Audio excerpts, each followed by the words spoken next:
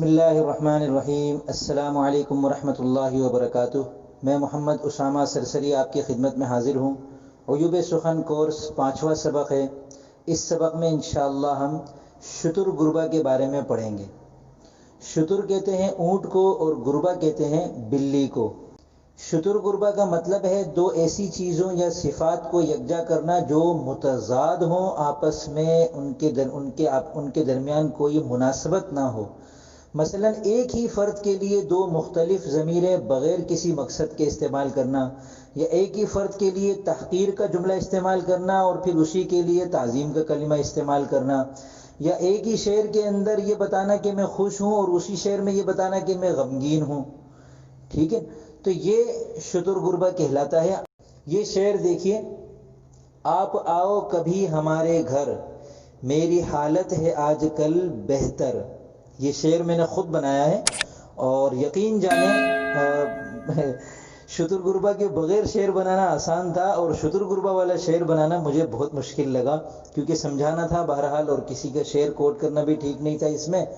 تو اس شعر میں نے 3 طرح کا شتر گربہ رکھا ہے صرف سمجھانے کے لیے آپ کو۔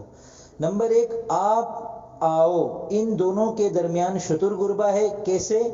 کیونکہ جب ہم کہتے ہیں آپ، تو آپ کی مناسبت سے جو الفاظ ہیں اردو میں وہ آؤ نہیں ہے بلکہ آئے ہیں۔ آئیے، آئیں۔ آؤ کا تعلق آپ کے ساتھ نہیں ہے بلکہ تم کے ساتھ ہے۔ تم آؤ، آپ آئیں۔ تو آپ آؤ اگر کہہ دیا تو یہ شتر گربہ ہو گیا، اور اس سے بچنے کے لیے کیا کرنا ہوگا؟ آؤ کی جگہ ہمیں کہنا ہوگا آئیں۔ آپ آئیں کبھی ہمارے گھر۔ ٹھیک ہے۔ دوسرا شتر گربہ اس میں ہے لفظ ہمارے اور میری کے درمیان، کہ جب میں نے کہا ہمارے گھر، تو اس کا مطلب یہ ہے کہ میں اپنے لیے تعظیمی کلمہ استعمال کر رہا ہوں، اور اب مجھے اپنے لیے میں استعمال کرنا اسی شعر کے اندر ٹھیک نہیں ہے، لہذا ہمارے اور میری کہنے سے بھی اس شعر میں شتر گربہ پیدا ہو گیا۔ البتہ شتر گربہ میں یاد رکھیے گا کہ یہ شرط ہے کہ کسی خاص مقصد کے بغیر ہو۔ اگر میں یہاں یہ مقصود ہو میرا کہ آپ ہمارے گھر آئیں، یعنی ہمارے سے مراد میں اور آپ، ہم دونوں مل کر ہمارے بنا نا، تو یہاں ہمارے کے اندر میں بھی ہوں اور آپ بھی ہیں۔ ہمارے گھر سے مطلب یہ مقصود ہے کہنا کہ یہ وہ گھر ہے جو ہمارا مشترکہ گھر ہے، آپ کبھی ہمارے اس مشترکہ گھر میں آئیں، وہاں میری فلاں فلاں حالت ہو گئی ہے، جو کہ دوسرے مصرے میں بتا رہا ہوں۔ تو اگر یہ مقصد ہو تو پھر ہمارے اور میری میں شتر گربہ نہیں ہوگا، اگر یہ مقصد نہ ہو تو ہمارے اور میری میں شتر گربہ ہوگا۔ ٹھیک ہے۔ تیسرا شتر گربہ ہے کہ یہ کہا کہ آپ آؤ کبھی ہمارے گھر، تو اس کا مطلب یہ ہے کہ محبوب جو ہے وہ ابھی ہے نہیں، اس سے وصال نہیں ہے، بلکہ فراق اور ہجر کا زمانہ چل رہا ہے، اور فراق والا زمانے میں بہتری نہیں ہوتی حالت کی، بلکہ ابتری اور بدتری والی حالت ہوتی ہے۔ تو آپ آؤ کبھی ہمارے گھر میں، تو پتہ چلا کہ فراق ہے اور حالت بہتر نہیں ہے۔ اور دوسرے مصرے میں کہا میری حالت ہے آج کل بہتر، تو یہ بہتر اپنے آپ کو کہنا، یہ پھر مضمون کے اندر شتر گربہ ہو گیا۔ تو یاد رکھیں شتر گربہ کا تعلق صرف ضمیروں کے ساتھ نہیں ہے، صرف ضمیروں کے ساتھ اس وجہ سے بتایا جاتا ہے کہ زیادہ تر اس کا وقوع جو ہے وہ ضمائر کے اندر ہوتا ہے۔ تو اس سبق میں بھی میں آپ کے سامنے 2 اہم چیزیں ضمیروں کے اعتبار سے پیش کروں گا، تاکہ شتر گربہ سے بچنا ایک ایسے بندے کے لیے آسان ہو جائے جو اردو سے بہت زیادہ واقف نہیں ہے، یا پھر اردو سے واقف تو ہے لیکن خاندانوں کا نہیں پتہ اس کو۔ تو 2 اہم چیزیں آپ کو بتاتا ہوں، ایک ضمائر کا خاندان آپس میں ہمیں پتہ چل جائے، اور دوسرا ضمائر کے مناسبات ہمیں پتہ چل جائے۔ جو ضمائر کا خاندان ہے تو ایک ہی خاندان کی ضمیریں ایک فرد کے لیے ایک شعر میں ہم استعمال کر سکتے ہیں۔ ایک فرد کے لیے ایک ہی شعر کے اندر ہم ایک خاندان کی ضمیر استعمال کرنے کے بعد دوسرے خاندان کی ضمیر اسی کے لیے استعمال کریں گے تو شتر گربہ ہو جائے گا۔ ٹھیک ہے۔ اب ضمائر کا خاندان کیا ہے دیکھیں، کل 7 خاندان میں نے بنائے ہیں، 2 غائب کے، 3 حاضر کے اور 2 متکلم کے۔ غائب کے جو 2 ہیں اس میں سے ایک واحد کا ہے، وہ اس، اسے، اسی۔ ٹھیک ہے۔ اور غائب کے اندر جو جمع کا خاندان ہے اس کے اندر بھی وہ آتا ہے، وہ سے مراد وہ سب ہوتے ہیں، وہ، ان، انہیں، انہی، یا یہ، ان، انہیں، انہی۔ اسی طرح وہ، اس، اسے، اسی، یا یہ، اس، اسے، اسی۔ تو یہ ایک خاندان ہے۔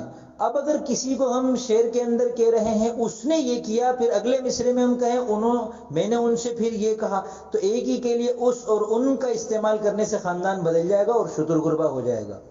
خاندان نمبر 3 حاضر کا واحد کا صیغہ ہے تو، تیرا، تیری، تیرے، تجھے، تجھی، تجھ۔ تو یہ حاضر کا جو خاندان ہے اس میں واحد کے لیے یہ الفاظ ہیں۔ پھر حاضر کے لیے جمع کے خاندان اردو میں 2 طرح کے ہیں، باقی ہر زبانوں میں ایک ہی طرح کے ہوتے ہیں، اردو میں 2 طرح کے ہیں۔ ایک ہے تم، تمہارا، تمہاری، تمہارے، تمہیں، تمہی، اور دوسرا ہے آپ، جناب، قبلہ، حضور، حضور والا۔ یہ سب عزت والے الفاظ ہیں اور آپ کے تحت آتے ہیں یہ، ٹھیک ہے۔ تو اب ایک ہی شعر میں اگر ہم نے کسی مخاطب سے تو کہہ دیا ہے یا تجھ کہہ دیا ہے یا تیرا کہہ دیا ہے، تو اسی شعر میں اسی مخاطب کے لیے تم یا آپ کا استعمال کرنے سے خاندان بدل جائے گا، شتر غربا ہو جائے گا۔ اسی طرح تم، تمہارا، تمہاری کسی کے لیے اگر استعمال کر لیا تو پھر اسی کے لیے تو یا آپ استعمال کرنے سے شتر غربا ہو جائے گا۔ اسی طرح شعر میں اگر کسی کو ہم نے آپ کہہ دیا ہے، جناب کہہ دیا ہے، قبلہ کہہ دیا ہے، حضور کہہ دیا ہے، حضور والا کہہ دیا ہے، جناب کہہ دیا ہے، تو اب اس کے لیے تو یا تم جیسے الفاظ کا یا ان کے خاندان کے کسی اور لفظ کا استعمال کرنے سے شتر غربا ہو جائے گا۔ اچھا، اب مسئلہ صرف ضمیروں کے خاندان کا نہیں ہوتا، ایک تو یہ خاندان ہے، ان میں ہمیں لحاظ رکھنا ہے کہ شتر غربا نہ ہو جائے، دوسرا ہمیں ضمیروں کی مناسبت سے افعال اور دیگر الفاظ کو چن چن کر لانا ہوگا، تو ضمیروں کے مناسبات بھی ہمیں پتہ ہونے چاہیے۔ مناسبات کے اندر بھی اگر ہم نے تبدیلی کر دی تو اس سے بھی شتر غربا ہو جائے گا۔ تو اب میں آپ کو بتاتا ہوں ضمیروں کے مناسبات۔ وہ کا جو خاندان تھا اس کے مناسبات ہیں ہے، آیا، آتا ہے، آئے گا، آئے۔ یعنی ہم نے کسی کے لیے اگر وہ والا خاندان استعمال کر لیا، وہ، اس، اسے، تو اس کے لیے اگر ہم بتا رہے ہیں کہ وہ فلاں ہے تو ہمیں ہے لفظ لانا ہوگا، ہے نہیں لانا ہوگا، ٹھیک ہے۔ آیا لانا ہوگا، آئے نہیں لانا ہوگا۔ آیا کا مطلب ماضی ہے، یعنی وہ آ گیا، اور آئے جو آخر میں آ رہا ہے اس کے خاندان، اس کی مناسبات کے اندر، اس کا مطلب ہے کہ ہم جب اس کے لیے حکمن کہیں گے کہ وہ بھی آ جائے ہمارے ساتھ تو ہم کہیں گے وہ آئے، ہم یہ نہیں کہیں گے وہ آئیں۔ آئیں پھر جمع کے لیے ہو جائے گا جو کہ ان کے خاندان سے ہے، وہ سب یا ان، یہ جو خاندان ہے اس کے مناسبات ہیں آئے، آتے ہیں، آئیں گے، آئیں۔ یہ جو سب سے آخر میں آئے ہیں یہ امر ہے، حکم ہے، ٹھیک ہے۔ تو کے خاندان کی جو الفاظ ہیں اس کے مناسبات ہیں ہے، آیا، آتا ہے، آئے گا، آ۔ تم کے مناسبات ہیں ہو، آئے، آتے ہو، آؤ گے، آؤ۔ آپ کے مناسبات ہیں آئے، آتے ہیں، آئیں گے، آئیں، آئیے۔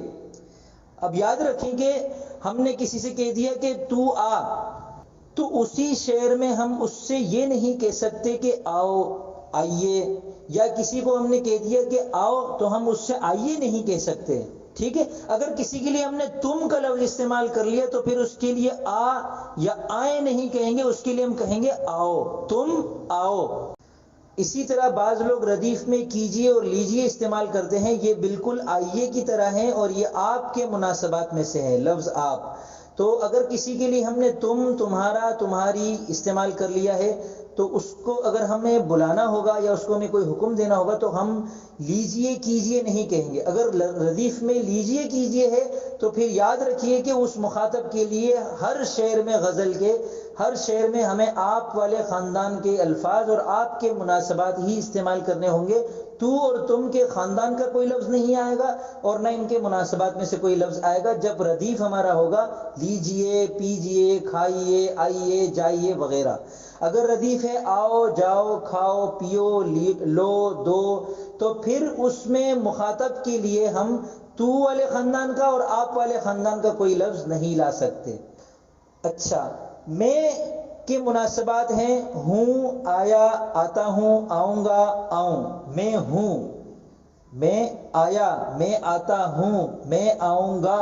اور اگر میں اپنے بارے میں کوئی حکمن بات کہوں گا تو میں کسی سے پوچھ رہا ہوں بھائی میں آ جاؤں، تو میں یہ نہیں کہوں گا میں آئے، میں آ جاؤں، ٹھیک ہے۔ ہم کے مناسبات ہیں آئے آتے ہیں آئیں گے آئیں، ان کو اچھی طرح ذہن نشین کر لیں تاکہ آپ اپنے شعر میں شتر غربا کے عیب سے بچ جائیں، اور یہ بہت بڑا عیب شمار ہوتا ہے، یاد رکھیے، اور یہ زبان و بیان کی غلطی بھی شمار ہوتی ہے۔ تو گویا اگر آپ کے شعر میں شتر غربا کا عیب ہے تو وہ شتر غربا بھی ہے، اور زبان و بیان کے لحاظ سے بھی آپ کا شعر ٹھیک نہیں ہے۔ اگر آپ کو پرانے کسی شاعر کے کلام میں شتر غربا نظر آتا ہے تو آپ اس سے استدلال نہیں کر سکتے، کیونکہ اب یہ متروک ہو گیا ہے، اور اب یہ شتر غربا کا عیب ہے اور زبان و بیان کے لحاظ سے بھی عیب شمار ہوتا ہے۔ تو اب اس سبق کا کام یہ ہے کہ تلاش کر کے کسی کا ایسا شعر پیش کریں جس میں شتر غربا کا عیب ہو، اور پھر اس عیب کی نشاندہی بھی کیجئے۔ پھر میں آپ کو بتاؤں گا کہ آپ کی یہ نشاندہی درست ہے یا نہیں، تاکہ آپ کی مزید کچھ مشق ہو جائے۔ شعر آپ کو کسی اور کا نہیں ملتا، آپ خود کوشش کر کے ایک شعر لکھیں جس کے اندر شتر غربا ہو، پھر آپ اس کی نشاندہی کریں تاکہ ہم پر بالکل واضح ہو جائے کہ شتر غربا یہ ہے، اور اس سے ہمیں اپنی سنجیدہ شاعری میں بچنا ہے۔ تو امید کرتا ہوں آپ کو یہ ویڈیو پسند آئی ہوگی، انشاءاللہ یہ سلسلہ اسی طرح جاری رہے گا، تو جڑے رہیے گا میرے ساتھ۔ میں انشاءاللہ آپ کے سامنے نئی سے نئی ایسی چیزیں لاتا رہوں گا، نئے سے نئے کورسز لاتا رہوں گا انشاءاللہ۔ میرے بہت پختہ ارادے ہیں، بس دعا کیجیے کہ اللہ تعالیٰ مجھے استقامت عطا کرے۔ اور مجھے بہت اچھا لگ رہا ہے، یہ سلسلہ یوٹیوب پر ایک ویڈیو بن جاتی ہے اور اس کے بعد لوگ اس سے پھر مستفید ہوتے رہتے ہیں، دعائیں دیتے رہتے ہیں، ان کی دعائیں ہی میرا کل اثاثہ ہے۔ اب اجازت چاہوں گا، السلام علیکم ورحمۃ اللہ وبرکاتہ۔